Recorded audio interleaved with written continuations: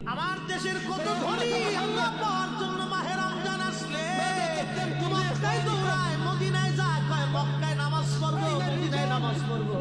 এক রাকাত নামাজে 1,00,000 রাকাতের সওয়াব, এক রাকাত নামাজে 50,000 রাকাতের সওয়াব। ওমরা করে মক্কায় কাটায় সময় মদিনায় কাটায়, মক্কায় কোরআন খতম দিতে চায়, মদিনায় কোরআন খতম দিতে চায়। সওয়াব মাহে রমজানের অগণিত সওয়াবের আশায় ব্যক্তিগুলি আল্লাহর ঘরে হাজিরা দেয়। কিন্তু বাড়ির পাশে গ্রামের কত গরিব মানুষ টাকার অভাবে পারে না, টাকার অভাবে কত মা ভালো সেহরি করে রোজা রাখতে পারে না। এই ধনীরা এই গরিব মানুষের ঘরে খাবার না দিয়ে আল্লাহরে পাওয়ার জন্য মক্কা মদিনায় দৌড়ায়। আল্লাহ ডাকলে জবাব দেয়, একবার করে দেখ কায়দা মতো জুতা দিয়ে পিটাবো, আমার বান্দারা না খেয়ে ইফতার করবে। আর তুই আল্লাহ পাওয়ার জন্য মক্কায় আইছো, এমন আল্লাহ আমি ধরা দেব না।